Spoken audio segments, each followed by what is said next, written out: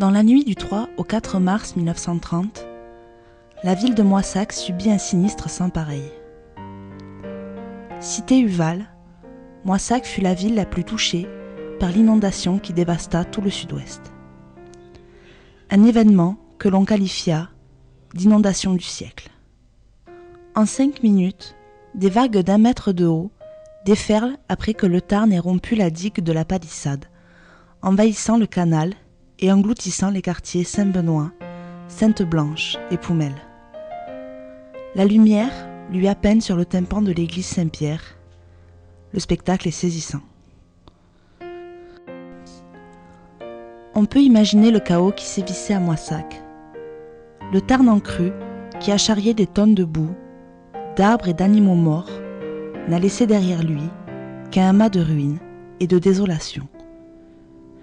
Le constat est sans appel et implacable. Sur les 7400 habitants que compte alors la cité Uval, on dénombre 5896 sans-abri, soit 80% de la population moissagaise.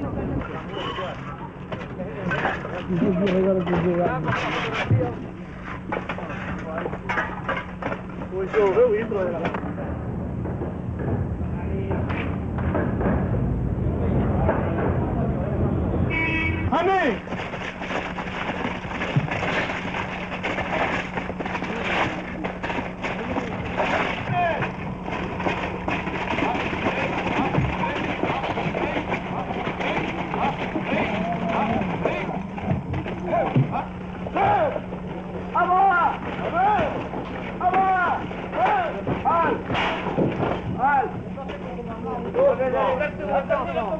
Prenez votre élan en avant d'abord.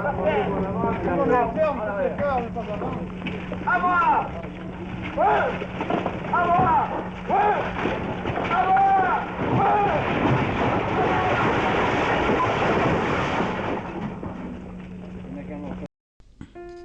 Aux 1400 maisons qui ont été rasées en une seule nuit, le bilan des pertes humaines est féroce et à la mesure de la catastrophe. 120 Moissagais, dont le plus jeune, Georgette Caffard, a seulement 4 mois, sont morts noyés ou ensevelis dans leurs habitations, auxquelles il faut ajouter 644 blessés. Dans une France rurale, où l'eau courante et l'électricité sont encore un luxe pour une majorité de la population, on imagine la difficulté des survivants qui n'ont dû compter que sur eux-mêmes avant l'arrivée des secours. C'est donc avec des moyens rudimentaires que les Moissagais ont dû survivre à ce déluge apocalyptique.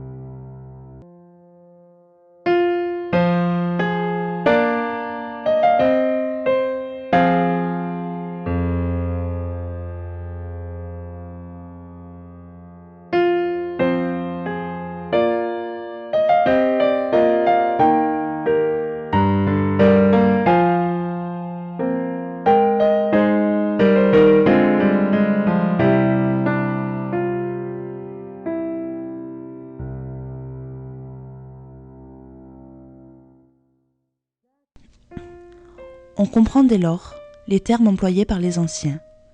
Village martyr, apocalypse, drame humain. Ils ne se sont pas usurpés pour traduire l'horreur vécue par les Moissagais au début de ce mois de mars 1930. Le temps était gros, le 2 mars, il avait débordé. On y était tellement habitués, vous savez, que les riverains de l'Isaac n'y faisaient pas attention. Moi j'étais gosse, j'avais 11 ans, je m'en souviens très bien. Le dimanche, ça s'est bien passé. Le lundi matin, ils nous tutoyaient déjà devant les portes, vous voyez, ça tournait autour des maisons, autour des granges, par-ci, par-là. On ne s'inquiétait pas trop. Étant donné qu'en 1927, je ne sais pas si c'était le prélude, vous voyez, de ce qui allait se passer par la suite, on avait déjà un petit avertissement. Il nous avait tutoyé de près, vous voyez, il était venu dans la souillarde, là, une espèce de souillarde qu'on avait. Mes pauvres parents disaient, bon, c'est passé maintenant, ça n'arrivera plus jamais. Et puis en 1930, alors là, lundi soir, sur le coup de 5 heures, d'un seul coup, vous savez, mais alors d'un seul coup, hein, comme si on nous avait jeté des seaux d'eau. À l'affaire de 10 minutes, un quart d'heure, on a eu entre 1 mètre et 1 mètre 50 d'eau dans la basse-cour. Alors, autour des fermes à l'époque, il n'y avait pas l'eau à l'égout comme maintenant. Il y avait des pompes, il y avait des puits, avec des cordes, vous voyez, qu'on tirait l'eau. Mon pauvre père poursuivait ses seaux et ses comportes qui entraînaient par le courant, se foutait le camp. Et moi, si par hasard, je n'avais pas eu mon pauvre père qui s'en est aperçu, l'eau m'avait déjà couché par terre, elle m'avait amené au moins pendant 4 ou 7 mètres, s'il ne me prend pas par le fond des pantalons, je ne serais pas en train de vous parler maintenant.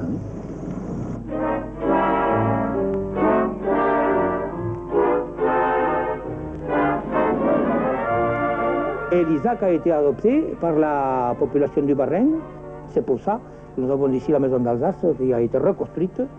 Les ouvriers étaient nombreux à venir d'Alsace? Ah oui, il y avait au moins une centaine d'ouvriers, entre maçons, charpentiers, carreleurs, cimentiers. Et voilà, il y en a qui ont fait ça ici, le père Ottenvelter, là, qui n'est jamais reparti, le père Jung aussi. Et oui.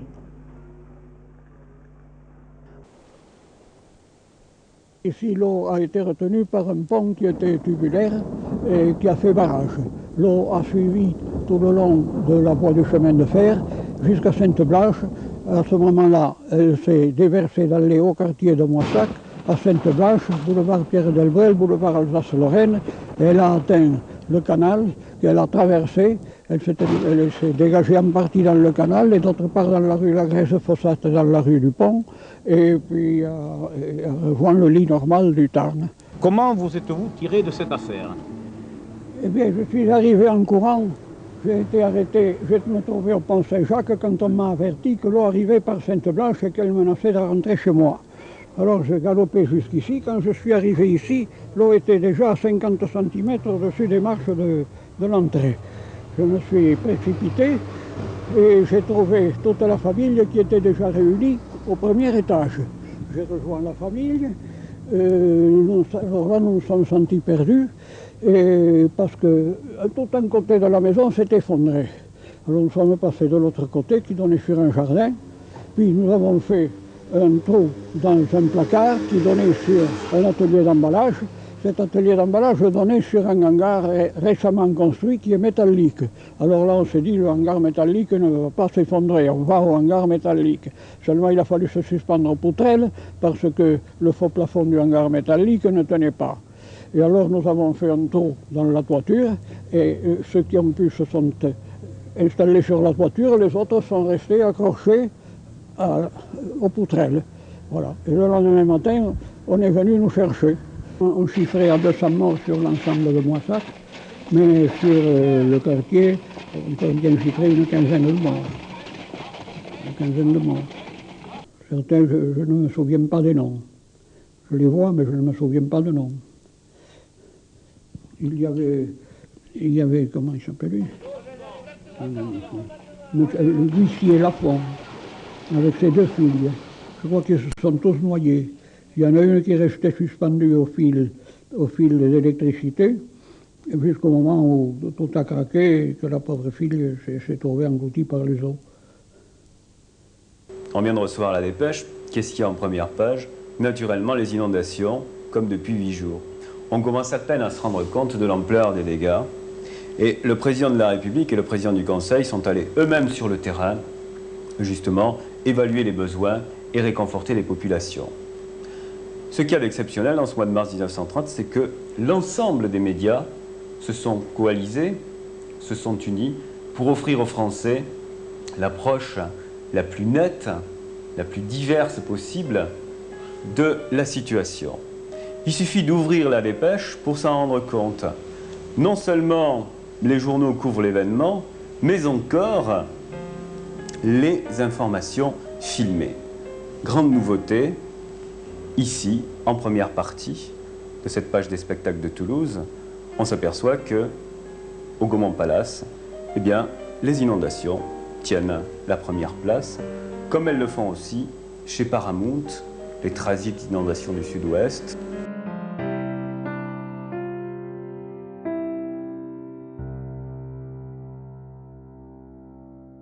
Julien Mercadier raconte. J'étais là, j'avais 23 ans, sur le tas qui a débordé. Et ensuite, les ruisseaux, l'eau est arrivée de partout et les gens ont été bloqués. L'eau est montée, ils ont été pris quand même là-dedans.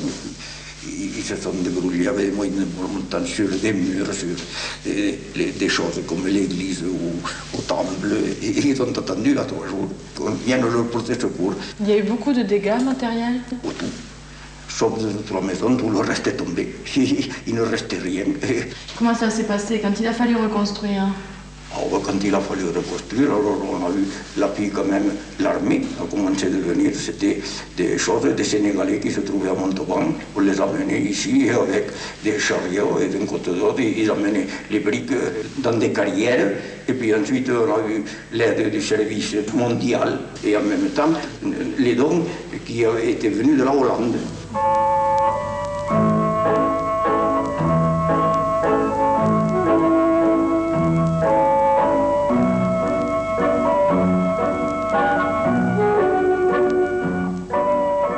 Les dons de la Hollande, c'était M. Merguer qui était consul des Pays-Bas à Montauban, qui est parti là-bas faire des conférences en Hollande.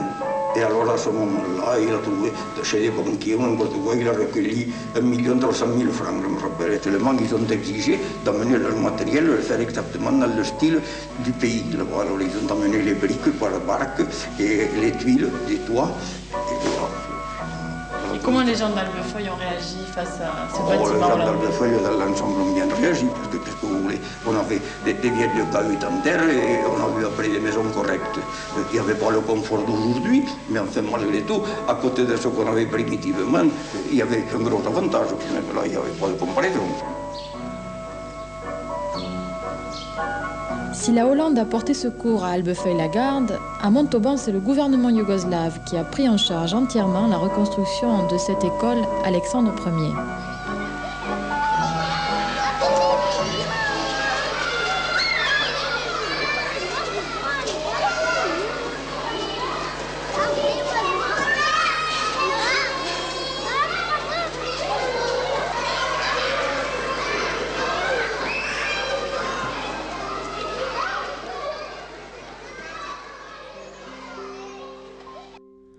Le hall de Paris fut donné et financé par Paris en 1930, après les inondations. Car Paris et l'État français ont aidé Moissac. On peut y voir des fresques et des colonnes, comme à l'Uvarium, ainsi que du fer et du verre. On trouve à côté de la pendule une inscription en latin avec un tonneau, sorte d'hommage aux marins. Les inscriptions signifient « flotte mais ne coule pas » pour se rappeler des inondations. En plus de l'aide de Paris et de l'État, 2 autres pays ont aidé Moissac. Le Maroc, dont on ignore la raison, et dont une rue porte le nom, rue du Maroc.